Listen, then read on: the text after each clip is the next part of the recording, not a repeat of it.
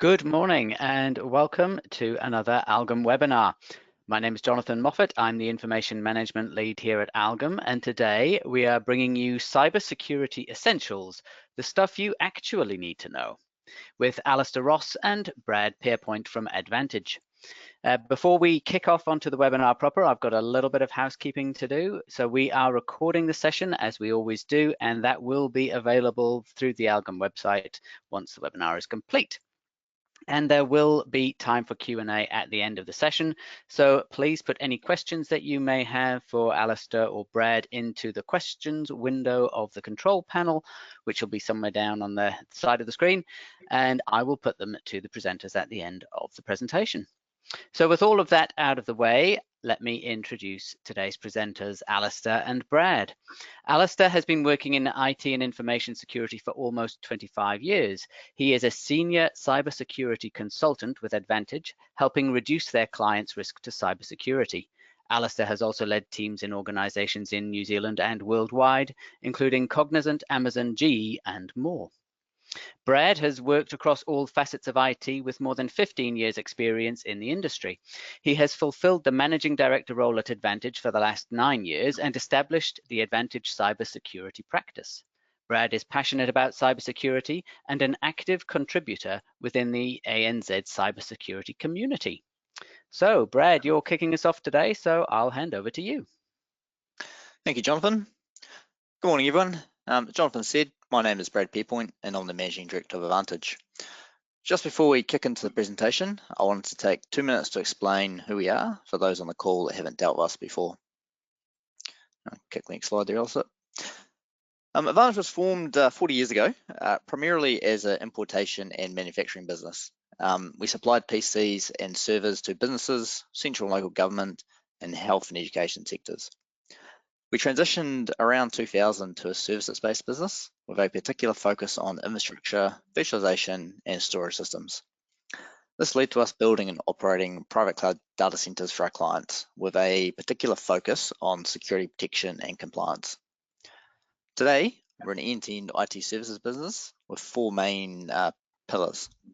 Our Protect business unit is our flagship security services team, and that provides end-to-end security and incident response for SMBs, mid-market, central and local government, all the way through to enterprise orgs throughout New Zealand, Australia, and the Pacific Islands.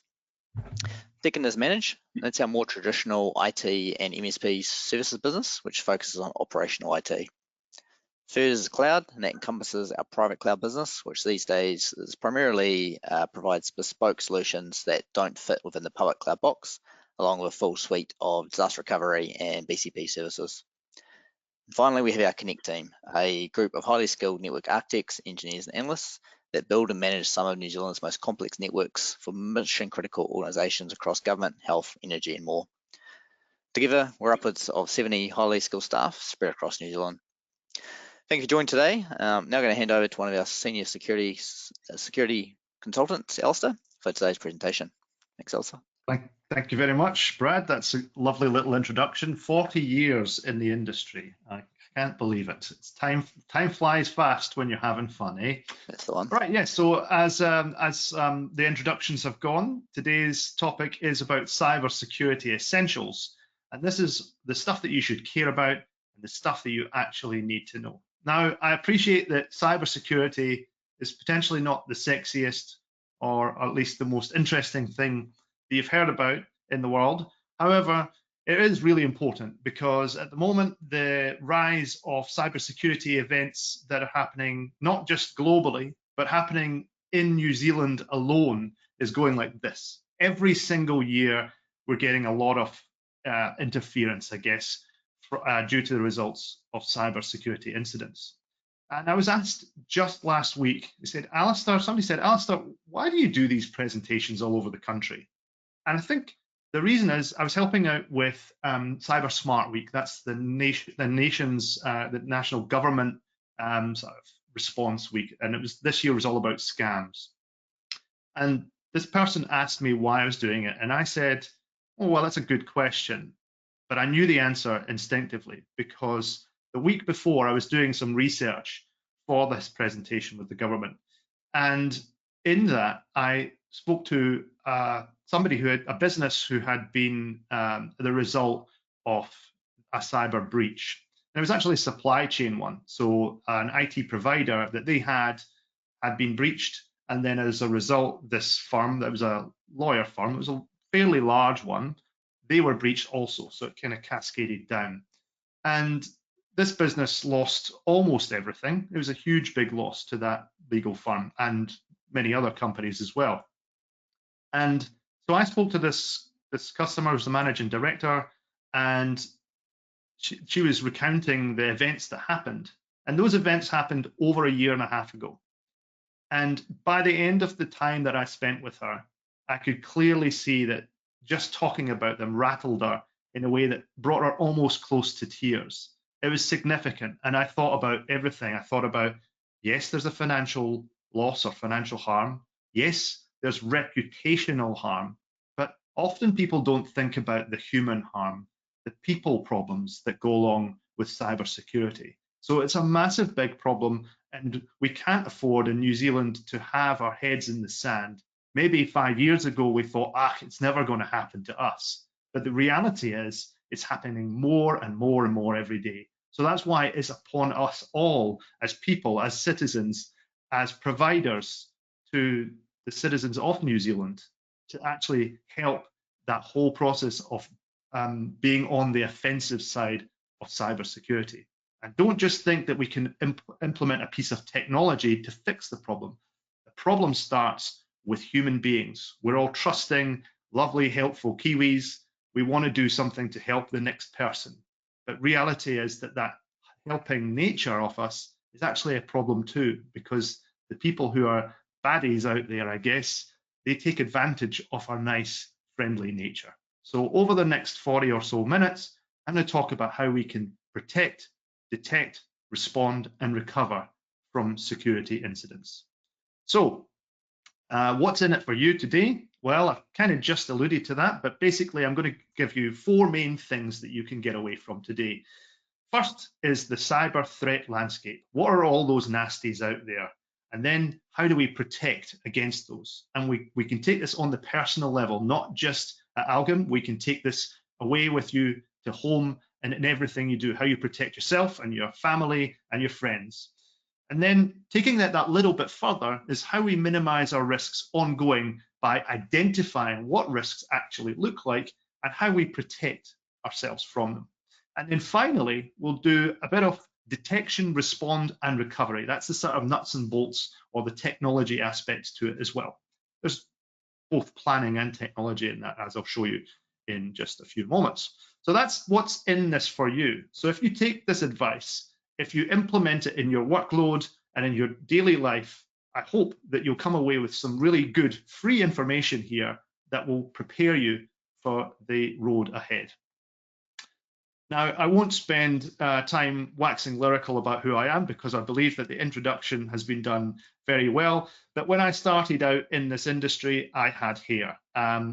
So it's been 25 years now. And well, I guess over that time, I've really seen a few things. And I wish that I could impart that and really say, I truly believe that we've got a real fight on our hands here.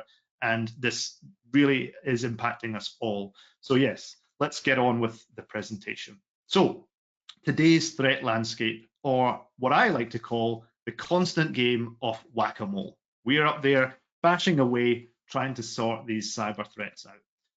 So let's take it by the numbers first of all. 20.8 million in financial loss is the average that was dealt to New Zealand businesses and the government in the last quarter of 2023. Now, I have that big bold word reported. So this was reported to the government. The Cyber Emergency Response Team, that's the New Zealand Government Response Team. They take these statistics in, but they're also the government body who you would report a cyber event to. The problem is there's no legal obligation to do so in New Zealand. So as you can imagine, these numbers are actually far less, we believe, than what they actually are. And speaking to CERT just last week, they believe that that is the case too. So I'm not just coming up. if I just jump in there, Alistair, if we look at our IR stats, we reckon probably 5% of the incidents that we're involved with are reported to CERT. So the numbers are astronomically small compared to what's actually happening out there in the world. Yeah, 100%. That's absolutely true. And I just wanted to say there's a little blue box up here in the corner. So I just want to think kind of back to what I was saying. Losses are not just financial. So yes, some companies have cyber insurance. Whether that's a good thing or not, that's up to the individual to consider. But just think about the fact that your organization, if hit with a cyber event, do you still have the same level of trust from the people that you work with? Maybe not after a cyber event, because it can be really damaging. And we'll show you some examples on that in just a bit. But yes, your reputational harm may be actually bigger to your organization than the financial harm, and that could incur financial harm further on down the line. So prevention is much more important than the cure. And again, this is a very small number, but these are ones that actually reported to CERT, and that's 9,096. It was the average number of incidents reported to CERT per year, and that was 2023. We're going to get some updates from CERT very soon. And then this one here is pretty damning, 72, and I've chosen financial because financial sit at the top of the hit list from cyber attackers in New Zealand. So financial services companies, that could be insurers right the way down to the one-man bands providing financial advice. So 72% of financial services companies suffered a ransomware attack in the last year. That's a massive number, right? 3/4 almost of the businesses out there suffered a ransomware if you're in the financial services sector. And more importantly, almost, is that more than a third said discovering the attack took at least a few days. So why would that be? If you think about the way that ransomware works, and again, I'll talk a little bit more about what ransomware is later, a lot of the times when ransomware attacks happen to an organization or happen to an individual, what they do is they start collecting information, intel about who you are, who potentially your clients are, all sorts of things about what's on your computer effectively.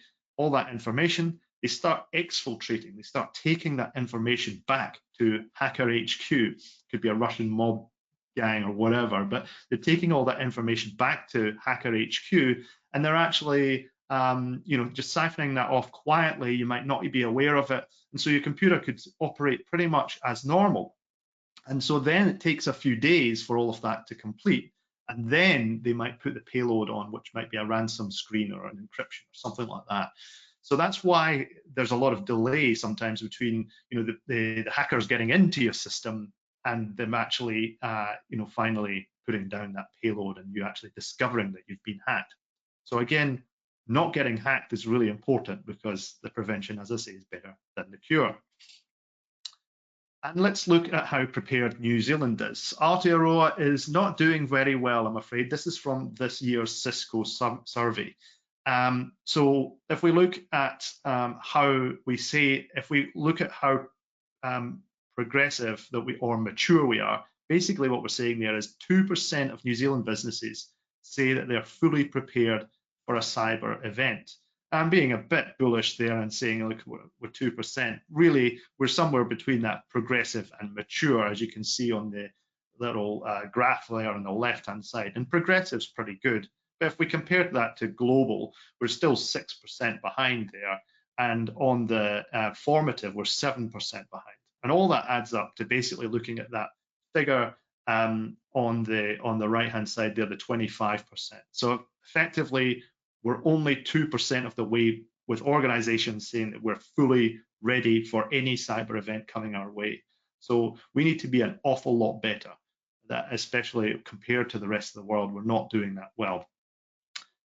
Just here, there's a quick statement about privacy. Breaches are way up. We're getting almost half of the breaches that we're having incurring some matter of private information taken, whether that's just names, addresses, usernames, passwords, but a lot of the time it can involve things like your address, your passports, your driver's license, all sorts of private information that has no right being in the hands of hackers. So yeah, that information breach, that privacy breach is going up and up and up. and that's a trend that we really want to start seeing clamped down. So things like data loss prevention is where that kind of kicks in. I'll talk about that but more. Now, a lot of people have come to me over the years and said, hey, Alistair, I'm actually all good. All my information's in the cloud now. So, you know, A, it's their problem if they get hacked, but B, they're probably not going to get hacked because they've got gazillions of dollars to look after the security of systems. Now, I want you to think about all the hacks and breaches that you've seen on third-party systems over the years, and then really think about whether it's true that they're never going to be breached. The bigger the target, the bigger the chance that they're going to be breached. We just have to look at the big name services, and you can see that that's true. I mean, LinkedIn is one example that keeps on getting breached. Microsoft's Azure service keeps on getting breached. All the time there are new big name companies that keep getting breached every month, and this number just keeps going up.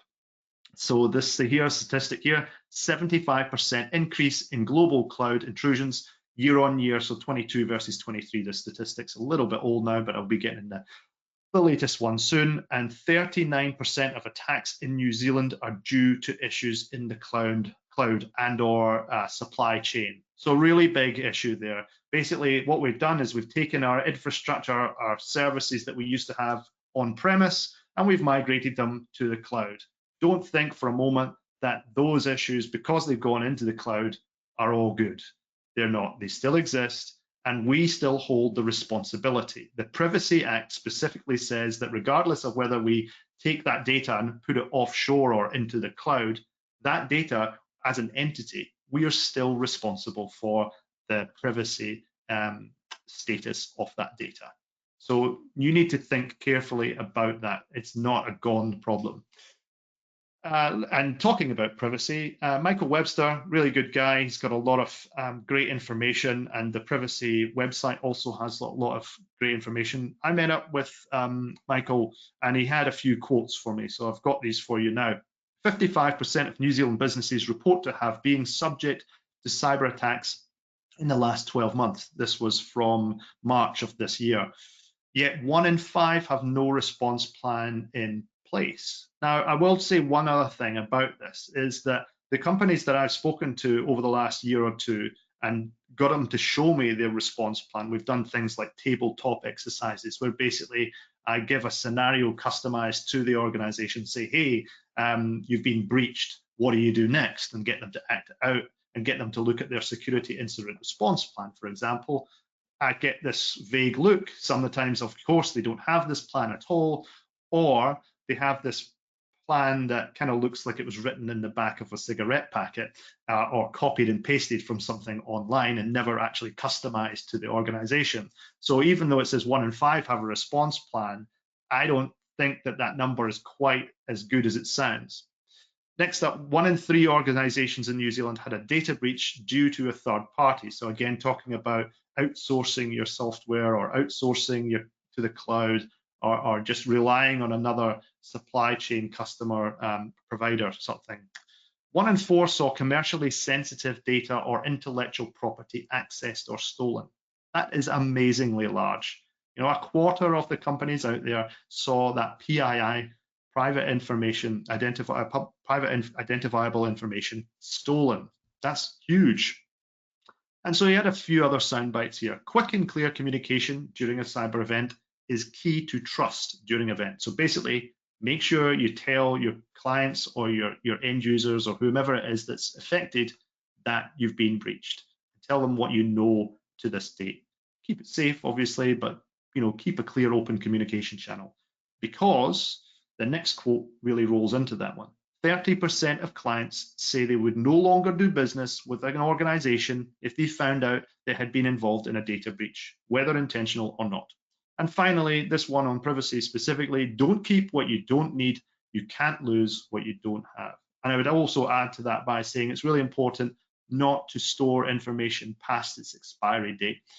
Optus in Australia last year had a major breach where millions of client details were revealed, and they had client details going back, 15 plus years, really long period of time where they didn't actually need those because they were inactive accounts. So what affects us in New Zealand the most? Here's some big cyber events that we've had here and across the ditch. Latitude Financial were the providers of financial services. Gem Visa, you might have seen them on the the front of shops, JB Hi-Fi, that sort of stuff. In March of last year, they had the biggest privacy breach, which is known in New Zealand and Australia. It breached 14 million personal records. That included things like passports and driver's licenses and other sort of really compromising information about individuals, such as the applications for finance and stuff that you really wouldn't like being publicly known. But unfortunately, that's what happened. It went public, and it was New Zealand's largest privacy breach to date. Talking specifically about financials, in the 22-23 year, when everything was going well, they had a profit of 62 billion. Following the breach, well, you can see it there, $142 million loss. So talking about supply chain, Mercury IT were an IT supplier. And I want just to talk about what the difference is between an IT provider and a cybersecurity specialist. They are not the same thing. Not all IT providers don't know about cybersecurity. I'm not suggesting that, but just bear in mind that a cybersecurity company, it's like asking a plumber to do electrical work.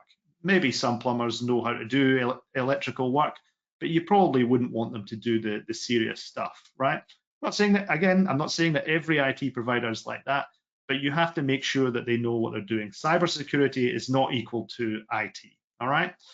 Major ransomware attack from Mercury IT, who were a managed IT service provider. And then what happened is this cascaded down to their customers. One of their customers was the Ministry of Justice. This is all over the press, happened in December of 2022. And this attack prevented the Ministry of Justice, who are one of their customers, from accessing over 14,500 files, and those files related to highly sensitive information, including postmortems and other deceased people's information. That happened for over 4,000 people. Medibank, another big one there, and MediSecure, which is more recent now. 9.7 Australian citizens had personal information, including very personal information about abortion records. And then finally, I've got there NZX, which happened in 2020, which took the whole stock market offline, if you can remember that one, for a couple of days. So there you go. It can happen to small organizations, medium and large. It doesn't matter what you do, you're still a target, because they believe they can make a buck out of you. They will certainly try and get to you. The largest threat types in New Zealand in order is phishing and credential harvesting. So phishing, what is phishing? Well, basically, it's those emails. Back in the day, they used to be a Nigerian prince is looking for a little bit of investment. These days, they're much, much more sophisticated. They will be from people that you know, from organizations that you know.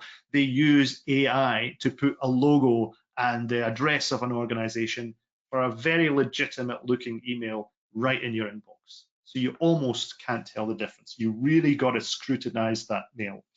And so these are getting past some of the spam filters, not every time, but they are getting past some of the technology as well. So it's really, really important that the human aspect still goes, should I get this email and should I click on that link? All right. And then these phishing emails generally lead to ransomware and malware. So if you click on that link, if you open something up, that can lead to ransomware. And that's what I'm going to talk about in the next slide. And there's obviously scams and fraud, which was the major point of this year's Cyber Smart Week, which just concluded on Friday there. There's an awful lot of growth in that particular area, just good old-fashioned scams, but using new technology for it. There's website compromises, basically bringing your website down or defacing it, makes you look bad to your end users. And then denial of service, or DDoS, is basically hammering a service, an online service such as your website, to the point where it actually goes offline. So I'll talk about ransomware, because this is the biggest growth area in terms of what we used to think of as hackers with people with hoodies on in the back of their mother's basements. No, this is organized criminals, such as organized in Russia and China and maybe North Korea. These are highly motivated. They get paid out. These are big. They have call centers. Like literally, you can phone them up and they'll say, "Oh, hi, you've been ransomed. Can you help? We'll help you get rid of that big screen that says ransomware on your screen, like the one here." This is a massively growing business, and they will target everybody. There is no, oh, we're in New Zealand, it's a little small country. No, none of that. They target everybody. If they see a way in, they will target you too. What did ransomware look like in the past? Well, back in the day, what you get was a message, a big red screen that would come up, and it would say, "We've encrypted your information, pay us, or your information has been, encrypted, and you'll never get it back."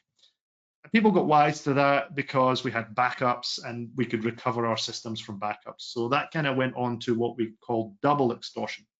And basically what they're saying is, if you don't pay, we're going to publish that on the dark web or on the internet. We're going to publish your information that we've stolen from you, which can be really embarrassing. Again, reputational harm.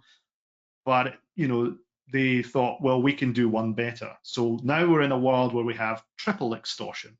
Triple extortion basically means that we're not only doing the things at the top of the screen here, the classic ransomware, the double extortion, we're actually going to go to your clients, which is just what happened to that Mercury IT company, actually. We're going to go to your clients and we start ransoming them. We're going to expose their systems. We're going to expose their information. We're going to put that on the internet too. So it's like a cascading tree of ransom. So it's a really, really horrible situation to be in, and this one is only growing. We're actually losing this war, so we really need to be protecting ourselves. And that all of the way to protect yourself starts at home, starts with the human being, and not necessarily just with technology. Okay. And who's doing this to us? Well, I've kind of already covered this. Ransomware groups, that's the number one. These are highly motivated organizations, like I say, in Russia and so forth. They're hacktivists, people with a grudge, basically politically motivated organizations. They're also state-sponsored hacker groups. There's cryptojackers, botnets, script kiddies. Those are the ones with the hoodies on. And then there's elite hackers. Again, those are the hoodie-wearing ones. And the last bullet point there, yes, it's coming from within New Zealand. The stats show that there are attacks coming from New Zealand to New Zealand-based organizations, and not all of them are sort of the sponsored stuff or the people with the grudges. They're just people who are wanting to extort people, which is really sad. So it's not just people from abroad, it's also on our own turf as well. And this one here, I promised earlier on that I would show you who's getting attacked the most. Well, as I said, financial sector, over 1,800, I think it's 1,884, attacks on the finance sector as whole every single week in New Zealand. Right? That's a massive number, 1,884. Then healthcare is next, then consulting is next, then manufacturing, utilities, and government. So right across the board, we're getting spammed with all of these attacks every single week. And that's right up to date. That's January to July this year.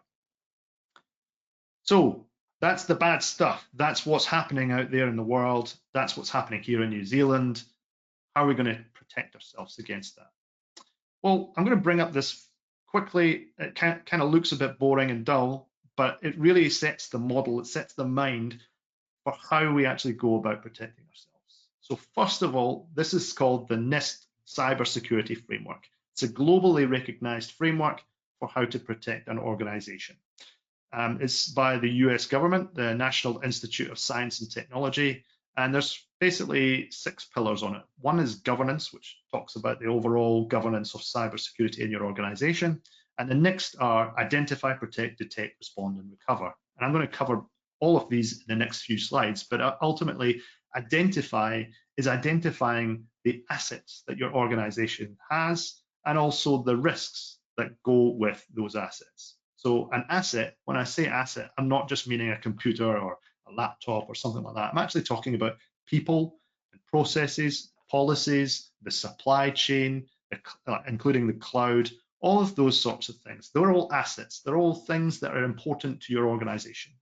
And then you think about those assets and you go, is that a risk? If that was lost its confidentiality, if it lost its integrity, if it became corrupt, or availability, what if the availability of that thing that we've got today was gone tomorrow? Is that a big deal or not? So that's all the identifying part. And if we're not doing that identify part, how can we go on to protect? Because if we don't know what we have and what risks they may have, it's really, really, really difficult to protect against those risks. So basically, the protect phase is about developing and implementing and testing those safeguards that we may create to ensure the delivery of critical services and support the ability to limit or contain the cybersecurity incident. So detect is basically about how we detect any events when they go off, and respond and recover is basically how we deal with that. Just that is basically how we respond to the incident in real time when it's actually happening, and recovery is all that, final, how do we get a business or organization back up running and looking fine again? Okay. So let's start with that identify. I kind of covered it already. As I said, people, process, policy, the third-party providers, the software, the hardware, the data, all of those things. Ideally, at this point, once you've got all that information together, you want to perform what's called a cyber risk or gap assessment if you can. It can be a small process if you only got a few assets, but ultimately it's great to do it across your entire organization. That's really going to help you go, I know where the risks are. Let's deal with those first. And then, so let's talk about protection. And this is the bunch of things that you're going to need to take away and go, are we doing all of these things to make sure that our organization is protected? So we've got the assets, we've got the identify part done. Let's talk about how we protect them. So the biggies, these are things that we all probably have heard a million times, but unfortunately, we're still not doing it. If we were doing it, these big supply chain risks wouldn't be happening. These big on-premise risks wouldn't be happening, but unfortunately, they're still growing. So let's make sure we're doing these things. Install those updates. Keep using or switch to using multi-factor authentication. There are free apps out there, such as the Google and the Microsoft Authenticator apps, and use control systems like the password managers. Again, there's even free password managers out there which you can use that will store passwords, but the organizations probably have a centralized password manager system as well. Back up your data reliably, so ensure that you're testing those backups. Only collect the data that you really need. That was talking about privacy earlier on. Set up any logging systems that you may be able to do so. Secure your network, that's both the wired and the Wi-Fi, and test that security as well. Secure your devices, put on the appropriate software, provide adequate awareness training, that's really important by the way, set appropriate policies and procedures, and then manually check any details that you've got. So for example, if you're writing off an invoice, double check before you send that invoice for 250,000 that it's not been changed to 2.5 million or something like that, right? But hard to send off 2.5 million invoice without double checking it, but you get the idea. And so I'm going to quickly cover off the 5 P's of security, I call them. What are they? People, passwords, phishing, patching, pinching. All right, so let's go through each one of those. People. And Michael Webster said the biggest threat is not from the external hackers, but from the threat from within. So you may notice a recurring theme from what I've talked about through this presentation. Really, the threat that we have starts at home. 33% of the problems that we have start in the inbox, and it's really because we are trusting human beings. We like to help people out. We like to click on links that seem innocuous. We like to answer the phone and go, sure, I can help you out, no problem, without verifying. So that's people. Passwords. I love this slide because it gets me thinking about, having a look at, thinking about the dirty underwear that's in the background. All right. Passwords are like underwear. Don't let people see your underwear. Don't let people reuse them.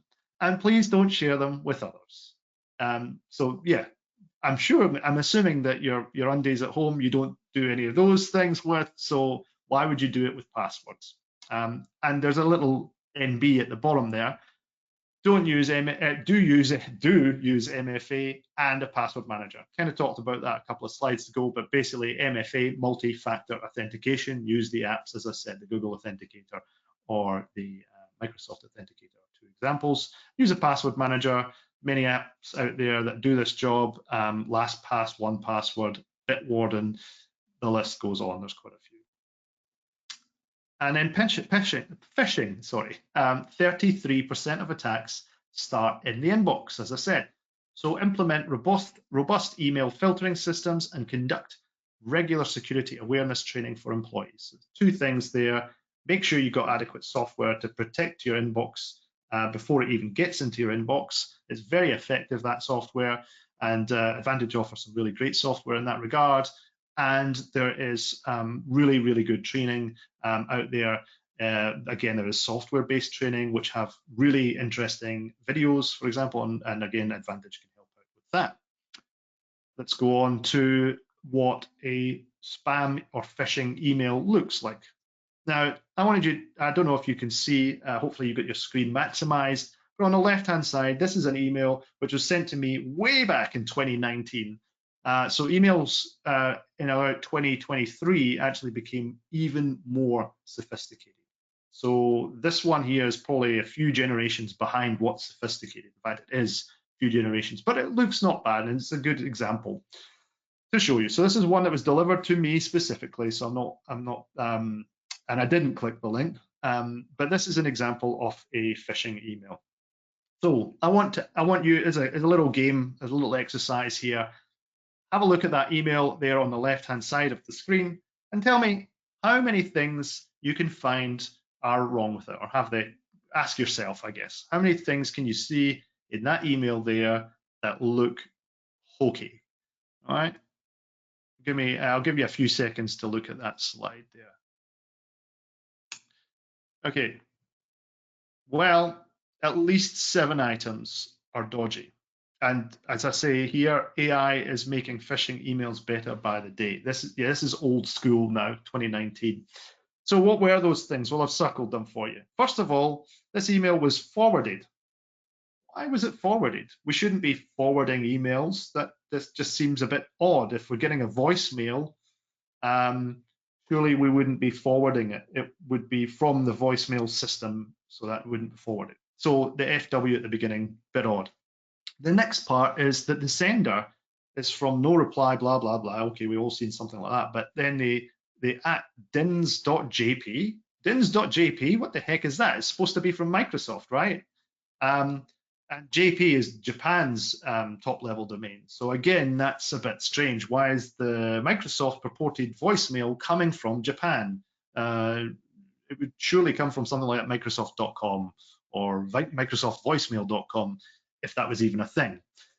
So that's not right. And then the next thing, this one has an attachment. It says, 29th of July 2019, wav.htm. Some of you may know that WAV files were the old audio format, and usually they were pretty big. They weren't compressed like the MP3s. And so, so notice there that it's .htm. Well, it's either .wav or it's .htm. But this is wav.htm.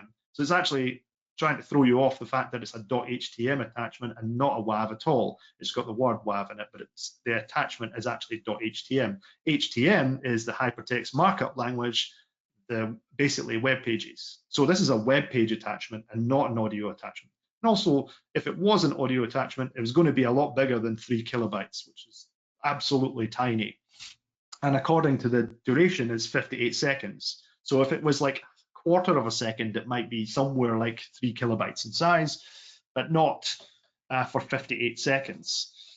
And then the English down here, note this is an automated and need immediate attention, isn't particularly good English as well. So that definitely put my my attention up as well. So at least 7 things there, potentially more. And then a little bit behind the scenes, I won't get you too involved there, but I dumped that HTM, the web page, and had a little look at what it does. Well, it takes you on a little journey on your web browser. It refreshes you when you click on that attachment and takes you to a website called Jazz du French Republic with my email address in it. So basically, who knows what it does from that point onwards, but it doesn't do something good, is basically what we're looking at there. So just a little example of what a dodgy bit of email does. Okay, hopefully you find that insightful. Patching, it's really important. Keep your system up to date as much as possible. 0 days are called 0 days for a reason. What's a 0 day, I hear you asking? Well, let's talk about that. So basically, when we have bugs in software, sometimes we get the organization finds out about them. So say Microsoft makes some buggy software, Microsoft will find out about it and they'll patch it and they'll send you an update on a Tuesday called Patch Tuesday, right? That's all good. sometimes they don't get the heads up that there's a nasty vulnerability which has got security problems. Not just Microsoft, any company. And that's really bad because there might be people out there exploiting that, hackers, and that means that they could do things like remote code execution, doing stuff with your software, which is really bad. That means that a lot of the time they don't tell people like Microsoft to go off and fix it. Of course, why would they? So these are called 0 days. They've been known about by the organization who makes the software for 0 days. So they might not know about it at all, or they've known about it for less than a day. The problem is that this number is growing massively at the moment. And if you look at the CVE vulnerability database, you'll see that this is growing. 0 days, it says down here, are now at 43% of known exploited vulnerabilities. 55% of those are exploited within a week. So not good. We're seeing a massive rise in the number of vulnerabilities found, and people aren't telling us about them because they're using them to exploit your systems. So make sure you patch as much as possible because every day there could be a new vulnerability. And then the final one, pinching there and using data loss prevention. There's data loss prevention software out there that you can use, but basically, why would people pinch your stuff? Well, there's accidents, people just leaving laptops and things like that on trains and not having adequate protection on your system, like passwords and two-factor authentication. Disgruntled staff could be exiting your organization and taking that information and passing it on to somebody they should do. There's thievery as well, the straight up theft of information, and that covers a lot of things, lots of different assets such as mobile phones, laptops, tablets, cloud data, USB sticks, and then good old pieces of paper as well. So you have good data loss prevention technology in your organization. Think of the impact to your organization if that information was taken out of it and shown to the wrong eyes. That's basically what I'm talking about with pinching. All right, so those are how we protect our organization. And the final part, which is pretty quick, is that final 3 in the NIST cybersecurity framework: the detect, the respond, and the recover. I'm going to bash through these really quickly. So the most important thing, we used to call it antivirus back in the day in the late 80s. It was McAfee or Norton. I would say that the days of using McAfee and Norton are pretty much gone now. And we usually call it EDR software, or at the very least, we call it anti-malware. It's kind of evolved quite a lot. But effectively, routinely assess the software, make sure that you're looking through the logs, make sure you're seeing what it's actually doing on your system. And if you've got lots of systems, it's easy to check one system, a bit harder to do it in a larger scale. So you might want to have somebody look at this, look at all your security events even, and manage those on a sort of near live basis through a security operations center. So Advantage can help you with that, for example. Ensure you can detect anomalies with your supply chain. So that's other companies that you use. Could be Microsoft Azure, could be any third party that you use that contains information on your behalf. So ask yourself this: have you read the privacy policy from all of your supply chain? If they've got information about you or your clients or anything like that, what are you doing to make sure that the information they hold on your behalf is safe? Have you looked up to see if your supply chain vendor has had a breach? There's a website called haveibeenpwned.com. You can put in your email address in there and see if you've been involved in a data breach, or you can just straight up ask your third-party provider if they've been involved in a data breach. What have they done to make good on that data breach after it happened? Perform vulnerability scans as well on your internal and external assets. So that could be your own database systems, your applications, your cloud stuff, your websites. Do that wherever you can. And by the way, if you take payments, that's a mandatory requirement for card payment providers. Test your detection activities and processes and leverage expert partners to help with any gaps in this area. So I told you it was brief. Respond. Basically, this is how your organization deals with the response of any data breaches or any security incidents for that matter. You should have a plan. And I've seen so many people go, we don't have a plan, or it's not a great plan. we copied and pasted something off the internet. That's not really good enough. You need to have a plan, and we usually call that plan a security incident response plan. That's the document that you would go to, you'd break the glass, it's printed out, it's in a safe, you've got this plan, and you go through it step by step to basically respond to the security incident. Understand your reporting obligations to entities such as the Privacy Commissioner. So if you've breached the privacy of the information, the records on your systems, you need to contact the Privacy Commissioner. There may be a fine involved, but you certainly need to contact the Privacy Commissioner. You also need to coordinate your response with stakeholders and communicate effectively. That's kind of what I was talking about earlier on. Understand the impact of the incident, perform forensics where necessary. So you need to engage an organization such as Advantage at that point and contain the incident appropriately, and identify an agreement.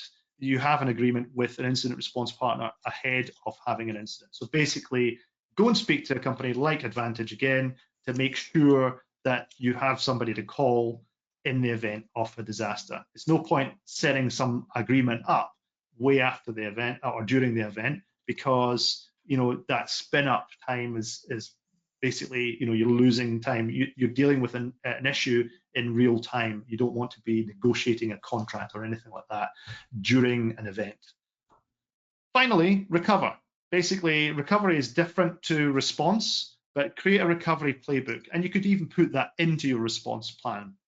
Prioritize recovery actions based on your own organizational needs, resources, and assets that are impacted. So that's why it's important not just to copy and paste something off the internet. Assess the integrity of your backups before using for restoration. And it says here, could ransomers have encrypted them, for example? That was what I was talking about with that woman that I talked about right at the start. She said to me that not only had the IT provider she was working with that got ransom in the first place, they went straight to their backups. They said, it's okay, we've got backups. We'll recover our backups and we'll be back up and running and everything will be sweet. Unfortunately, the ransomers had been in their systems for at least a month. And not only had they ransomed and encrypted, basically brought offline all of their systems, they had brought down their backups as well. So there was an easy way to traverse the network from both their main systems to their backup systems. So they'd encrypted those and brought all of those backups offline. So there was no way to recover from backups. So think about the integrity of your backups. You don't just blithely recover from those as well, because they may be, if you've not protected them properly, they may be affected as well. Assess what happened by preparing an after-action report, kind of like a post-mortem. Incorporate your lessons learned into that security incident response plan or business continuity plan. And finally, manage your public relations appropriately. Communicate how you will recover or have recovered to all appropriate stakeholders. So in review, why should we do this? Why should we care about cybersecurity, and why should we do something, spend our precious time on something that's not part of our core business? Well, a cyber event can happen at any time and can cause significant reputational, financial, and also that human damage as well that I talked about right at the very beginning. So how it's done? Well, you follow the guidance of a cybersecurity provider such as Advantage, and/or you use the frameworks that are available from the likes of NIST for the cybersecurity framework, and also a local resource here at NCSC, which is the government. There's actually a new cybersecurity framework coming out very soon from NCSC. But basically, that will help you build your plan and continually test it. Security isn't a one and done. So you can't just go, hey, we've done this plan and that's us good as gold. Unfortunately, the attackers get more sophisticated all the time. So we can't just rest on our laurels. Identify all the things that you have. I talked about people and process and policy and assets, all that stuff. And then make sure you do the rest. Protect those assets, detect the problems that you may have with appropriate software, respond and recover appropriately as well. So that's basically all I have time for. Let's have a little bit of Q&A. I will finally just sign off from this by saying that Advantage can help you with quick gap analysis. So for example, if you just wanted to get that sort of heat map on where your organization is in terms of how secure or not you may be, there's a quick gap analysis that we can help you with. And then we can also take that forward into full-on risk assessment. There's also training and education. We have security systems testing. We have full-on cyber support, as well as cyber governance with the vCISO service, as well as incident response that Brad was talking about earlier on, as well as audits, and much, much more. So that's our contact details there if you want to get in touch with us. So I'll leave it over to Q&A and back to Jonathan. Great, thank you, Alistair. So much information to take in there. That was really fascinating. It's certainly eye-opening for me, because this is not an area of my expertise by any means. But yeah, that was very insightful. So we do have a couple of questions in already, which is fantastic. So I'll put the first one to you. How can we as users protect our data when companies like Google and Meta are playing around with our data for commercial purposes? Oh, that's a great question. I think the first thing that you need to make sure is you need to identify what the organizations are doing with your data. And unfortunately, all of that information is squirreled away in their privacy policies. So that is why it's so important. I mentioned earlier about, the supply chain and getting to familiarize yourself with their policies. It will tell you inside their policies, buried away somewhere, that they do X, Y, and Z with your data. They have to disclose these things legally. And it will tell you subtly how you can switch off various parts of the telemetry. So for example, if you were to launch Google Chrome, just a standard web browser, and you launch it now as a new user, you can switch on identities within Chrome. It allows you to run it as different identities. You'll find that one of the questions it now asks you is what you would like to do with the telemetry that you sent to Google. And this is all about advertising. So it's very interesting that I think that was a legal change on Google to actually stipulate that it can't be hidden away. You've actually got to show what you're doing with your telemetry and whether you have the opportunity to switch that telemetry off or randomize the telemetry. So unfortunately, the answer is there is not one size fits all. There is case-by-case basis. You have to look at the security policies and the privacy policies of each vendor that you choose to use. Finally, the thing I would say is that you must, as an organization, have that supply chain audit process in place. So, don't just accept an organization for face value. Go through a well-defined process that says, right, has this organization been attacked, breached? Has this organization got certain security standards such as ISO 27001 and SOC 2 Type 2 and all the rest? There are a whole bunch of questions that you should ask of a vendor before onboarding them. So that should be all in your onboarding process. And I guess for a private user, don't just click agree and accept the terms and conditions. 100%. 100%. Yeah. I think I heard somewhere that that's the biggest lie in the world or something is, yes, I've read the terms and conditions. Yeah, most yeah. common. I think that it's so difficult, right? Because these terms and conditions are user friendly. They're not exciting to read. But again, scroll to the bit in those that say something about privacy, or it hurts me to think about this, but you could also stick those terms and conditions into something like ChatGPT and just say, what are the implications of my privacy? I guess it's not a good way to do it, but it could potentially condense some of that down. Sticking on that topic just quickly is we've seen a couple of organizations get themselves in trouble where they're not considering the impact on their privacy policy to their customers or clients in using upstream vendors. So for example, if they're signing on using a software SaaS or a technology that has a particular set of things that they do with the data that you provide it, you need to make sure that the data you're providing it, if it's client data, you need to make sure that you're also telling your clients in your privacy policy that you're potentially putting their data somewhere else upstream, because that's based on a couple of New Zealand organizations recently that we've been involved with. It's kind of important that entire supply chain from your vendors, through your partners, down to your customers are all in line in the policies. Yeah. 100%. Yeah, that's a really good point. Thanks, Brad. Just touching back to something you mentioned there, Alistair, ChatGPT. I imagine if it hasn't already happened, we'll start seeing people saying that they can use AI to manage their an organization's cybersecurity. I would assume that's probably snake oil. There's probably quite a lot of snake oil.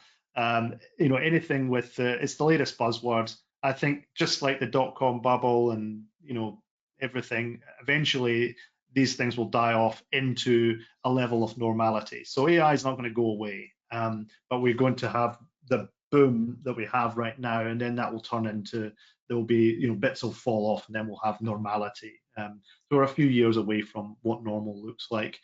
But I think, we're going to see some advantages from AI, but I certainly think that it is definitely not the silver bullet that a lot of people are claiming that AI in general is. The last thing I will say on that question is that be very careful with what AI technologies you enable, not just from a cyber perspective, but just in general, because if we just think about it from a cyber perspective, Microsoft have released Sentinel with AI now, or Copilot. And if you have a look at the amount of telemetry that your organization is sending up into the cloud, sending into Azure Copilot, and just basically saying, this is all the security events that we're having in our organization. Here's the email addresses of the intra IDs and all that sort of stuff. Do you think that you know for a fact that you're 100% certain that it's okay with everybody in your organization that telemetry is going to Microsoft for them to analyze, to give you better insights to your information about all your users and so forth? Yeah, I don't think you should be able to assume the answer is yes. Yeah. I mean, it's such a huge area yet to be explored, isn't it? The implications of it all. Going back to something that you mentioned earlier when you showed us, who's doing it, and you talked about ransomware groups and things like that. Obviously, they stand to potentially make huge amounts of money from doing what they're doing. Otherwise, they wouldn't do it. Does it? And this not I don't want to sound bad with this question, but does it cost them a lot to do, or is there something that they can do on scale relatively easily once they've developed their code, their software to attack? The reality is that the same tools that the goodies are using to defend are also the same tools in many cases that the baddies are using to attack. And so the reality is that much of the time, the baddies are simply using open source software that is freely available. I've got a lot of that software and I play with it all the time to see what we're up against, and it is scary. One of the latest examples is a piece of software which actually overrides multi-factor authentication. So we're not even safe with just multi-factor authentication. This is why the people part of this is so important. So basically, it creates a fake Microsoft login page. You click on a link that's in your email that says something like, "Oh, you need to log into SharePoint," or something like that. Fairly innocuous-looking email, could even be made by AI. So they're literally investing no time into creating an email. They're just getting ChatGPT or something like that to create an email, and then they get a list of emails addresses that have been compromised on the internet, which are everywhere. They send that off to these email addresses. People click on the link, and it gives them this fake, perfectly normal-looking Microsoft login. So you put your username in, you put your password in, then it asks you for your MFA token, which you get on your MFA app. It then takes that session information, passes it to the hacker. The hacker now has your credentials to log in to your Microsoft system, your OneDrive, your SharePoint, whatever. Then they freeze you out, you lock your account by changing your password, disabling MFA, and they're away. So all of these tools completely free, and it really, really is a constant game of whack-a-mole, as I said. Yeah. Wow. Well, on that sobering note, we are pretty much to time, so I will bring the session to a close. A huge thank you, Alistair and Brad, for that presentation. That was so informative.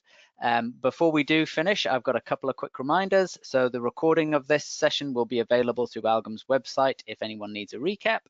If you have any further questions for Alistair or Brad, please send them through either directly or via ALGIM, and we'll pass them on. And thank you to ALGIM's elite partners for allowing us to put on these webinars for everybody. So thanks again, Alistair and Brad, and everyone enjoy the rest of your day. Thanks, everyone. Cheers.